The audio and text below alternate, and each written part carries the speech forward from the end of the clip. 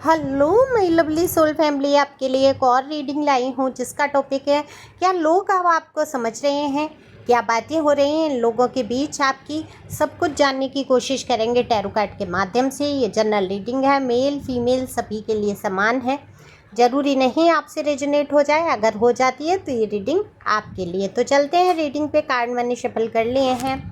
तो देखो, अगर आपको बहुत आवश्यकता है पर्सनल रीडिंग की तो बेझिझक आप व्हाट्सएप नंबर पे संपर्क कर सकते हैं। व्हाट्सएप नंबर यहाँ पर भी दूंगी मैं, और हम डिस्क्रिप्शन में आप देख सकते हैं।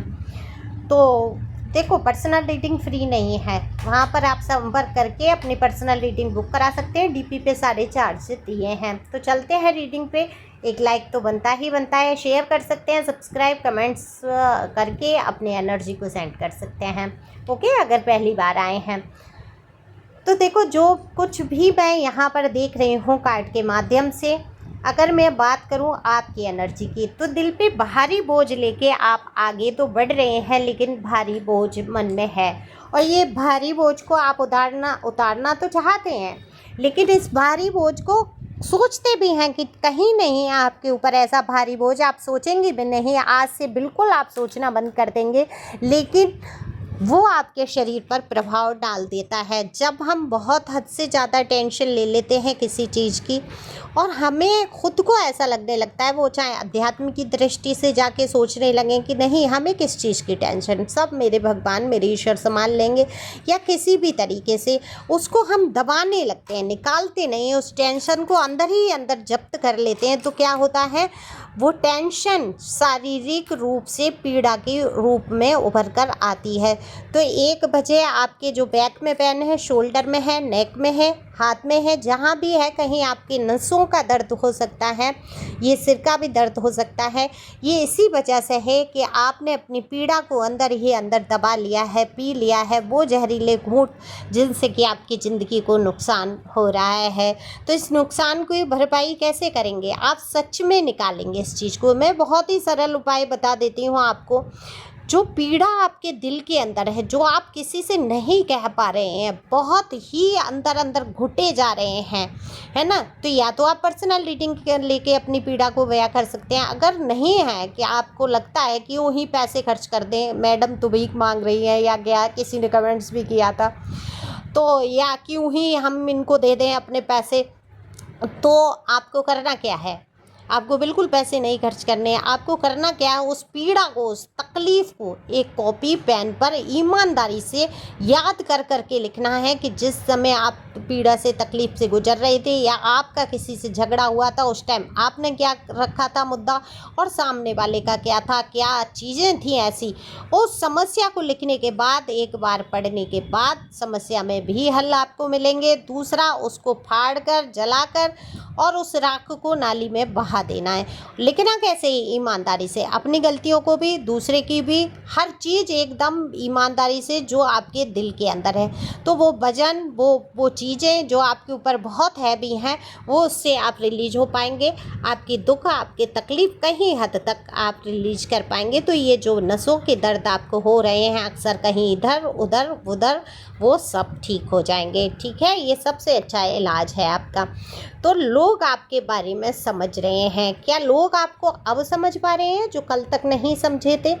दरअसल बिल्कुल, जिन लोगों ने आपकी हमेशा बुराइयां सुनी, आपको हमेशा ऐसे रूप में देखा कि आप चालाक हैं, बहुत ज़्यादा आप शातिर हैं, या आप ही गलत हैं, आप चारित्रिक रूप से आप पर जो लाछन उछाले गए कि आपका चरित्र ऐसा, आप लड़ने झगड़ने वाले, या आपके दो चार अफेयर रहने वाले, या आप ऐसे हैं किसी को भी छोड़ के चलते बनने वाले, ऐसी तमाम बातें आपके लिए जो उछाली गई, तो लोगों की सोच भी आपके लिए वैसी बनी। आप देखो, जब तक इंसान आपको जानेगा नहीं, समझेगा नहीं, और जो लोग आपकी बुराई कर रहे हैं उनकी फेवर में है, या उनसे उनका स्वार्थ है, तो वो भी उसी दृष्टि से चल देते हैं। कौन इस समाज में किसी के लिए लड़ने की क्षमता रखता है? जो लड़ने की क्षमता रखता है वो देखो मारा जाता है। देखा आपने अभी भरत भूषण, उनका भरत तिवारी जी का कितना एक सच्चा इंसान, एक ईमानदार, एक भोला, एक ऐसा इंसान, इनोसेंट इंसान जो सिर्फ हक की लड़ाई लड़ रहा था।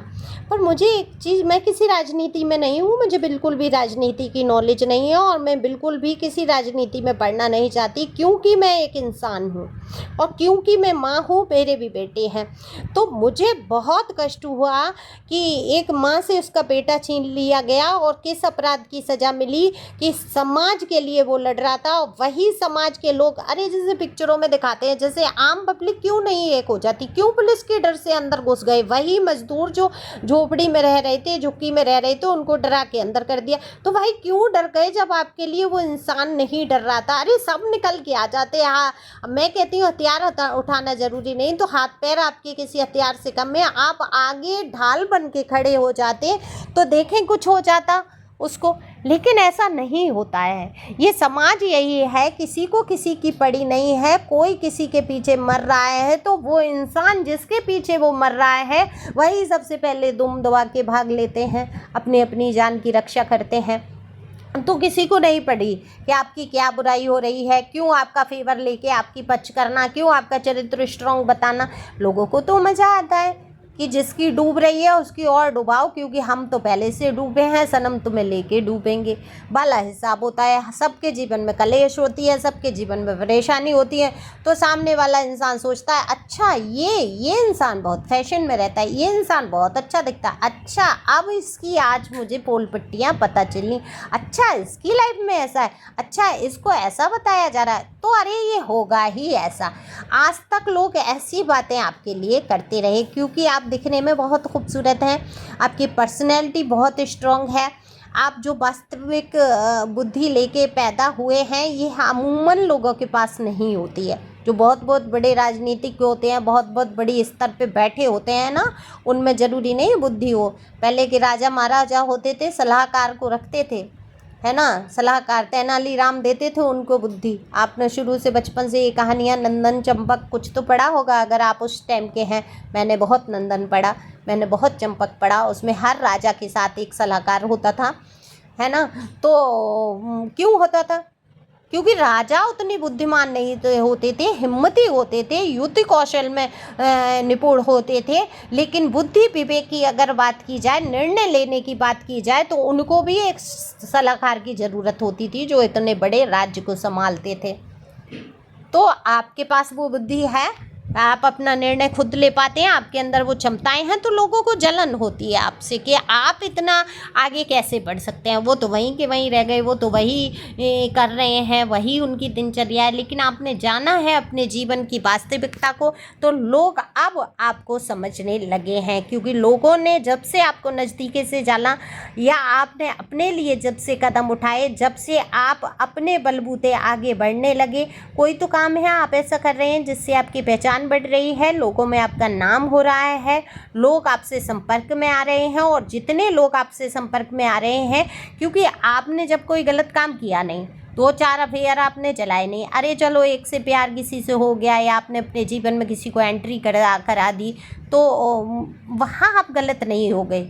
अब यही 2-4 लोगों से रिलेशन करते करते, वैसे तो देखो टैरो में तो कोई चरित्रहीन होता ही नहीं, ये सारी सोल जर्नी होती है, जिनसे जहाँ आपको कनेक्ट होना होता है वहाँ आप होकर ही रहते हैं।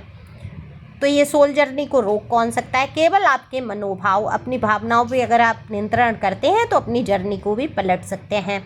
चरित्र आपके हाथ में है, आपके बस की बात है। अपने मन को नियंत्रण करते हुए आगे बढ़ें तो देखें कैसे कोई बोल लेगा। 4 दिन झूठी बातें चलती हैं, ज़्यादा दिन नहीं चलती हैं। तो यही है, आप स्ट्रॉन्ग चरित्र के एक मजबूत इंसान हैं तो लोगों की आपके प्रति सोच बदली है। तो क्या बातें कर रहे हैं ये लोग, इनके बीच यही बातें हो रही हैं कि आप सच में एक ऐसे इंसान हो जो सच्चाई के लिए लड़ सकते हो, अपने लिए लड़ सकते हो, परिस्थितियों से जूझ सकते हो, लेकिन हार नहीं सकते हो। आप झुकना नहीं सीखा आपने बहुत कुछ ऐसे काम किए हैं अपने जीवन में जिससे लोगों ने आपको झुकाने की कोशिश की है। आपने जहाँ जिसका भी सहयोग किया वही इंसान आपके पीछे हाथ धो के पड़ गए, उनको ही आपसे जलन होने लगी कि आप कैसे इतनी बुद्धि रखते हैं, आप कैसे ऐसे आगे बढ़ सकते हैं, आप कैसे सहयोग उनका कर सकते हैं। वो तो खुद में सक्षम थे, वो तो, जबकि आपने बहुत सारे लोगों को मुसीबत से बाहर निकाला है और जिनको भी आपने निकाला है वही आपके पीछे पड़ गए। वो चाहे आपके पार्टनर थे, चाहे आपके घर परिवार के लोग थे, रिश्तेदार थे या बाहर के लोग थे। तो इन लोगों में यही बातें हो रही हैं, सभी लोगों में, कि आप सच में एक बुद्धिमान इंसान हैं, आप दृढ़ संकल्पी हैं। आप जो दृढ़ संकल्प कर लेते हैं वो उस पर आप डट के रहते हैं। अब देखो कितना फ़र्क हो गया इनकी समझ में। पहले आपको जिद्दी कहते थे, आज उसी जिद को दृढ़ संकल्प कह रहे हैं। तो यही फ़र्क पड़ा है लोगों की सोच में। जो कल तक आपको जिद्दी समझ रहे थे, आज दृढ़ संकल्पी समझ रहे हैं और आपके आगे बढ़ते हुए कदमों की सराहना कर रहे हैं। तो इसी प्रकार आपको आगे बढ़ना है, खुश रहना है। पर्सनल रीडिंग करा सकते हैं अगर आज भी मन पर कोई वजन लिए बैठे हैं। भाई इतना वजन लेके जाओगे कहाँ, रिलीज हो, अपने आप को फ्री करो और आगे हल्के होके बढ़ना है आपको। क्योंकि आपने सुना ही है कि हवाई यात्रा जितना कम सामान होता है उतनी सुखमय होती है। कभी हवाई यात्रा पे मैंने तो नहीं की, लेकिन सुना ही है कि जितना कम से कम सामान ले जाने देते हैं वहाँ पर, तो जितना विचारों का कम वजन होगा उतनी ऊंची उड़ान आप भर सकेंगे। तो हल्के होते हुए आगे बढ़ें। Thank you for watching my channel. Thank you angel. Thank you.